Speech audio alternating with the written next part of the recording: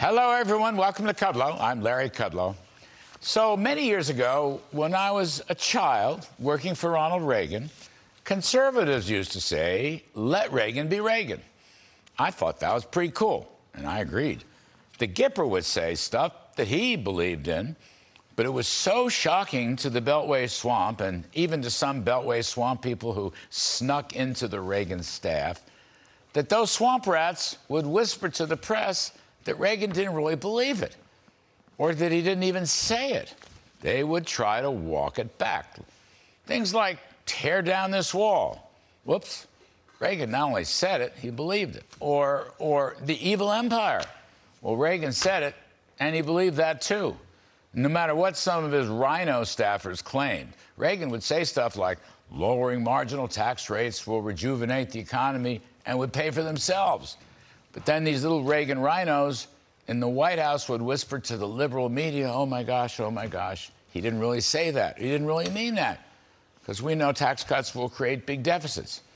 And of course, the liberal media would get out their megaphones and echo the rhinos. But wait a minute, there's two things Reagan loved, and he achieved. He brought down Soviet communism, and he slashed taxes, and it worked. The economy boomed, and the Soviets evaporated. Now, I never thought I'd say this, but right now, I'm going to argue, let Biden be Biden, okay? During a joint press conference with Japanese Prime Minister Fumio Kishida, Biden was asked if the U.S. would be prepared to defend Taiwan if a Chinese attack occurred. Okay, get ready. The president answered, yes. Ding. He got it right. The meds were working. And Biden went on with a very good answer, and I'm going to quote, that's the commitment we made. We agreed with the one China policy. We signed on to it, but the idea that that can be taken by force, just taken by force, is just not appropriate. That's Biden. I say good, and I agree. China President Xi has said he wants to take over Taiwan many times, like Putin taking over Ukraine or Georgia or Belarus, maybe the Baltics too. Xi runs a vicious dictatorship, no freedom, no free speech, a tightly controlled state-run economy, no respect for human rights, concentration camps for Uyghurs, destroyed Hong Kong's democracy and free market economy, and a great adversary to the United States. Taiwan, on the other hand, is a free country with free speech and free elections and free markets, one of the semiconductor centers of the world, and they like America. So President Biden is right. His staff's trying to walk it back.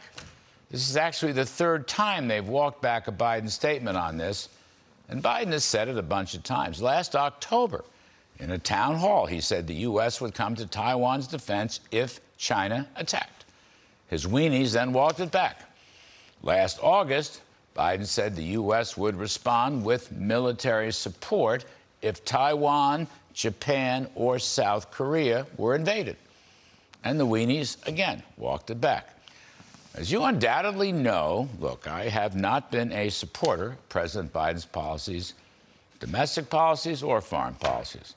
But not only is Biden instinctively right on this, but his logic is correct.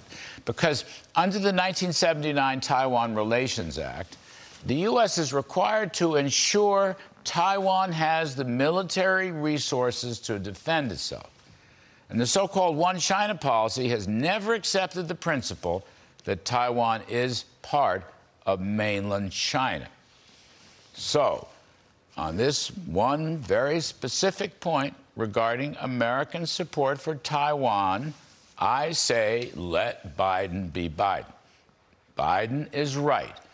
And it's the right time for Biden to say what he said. Okay? This one time. I am with him.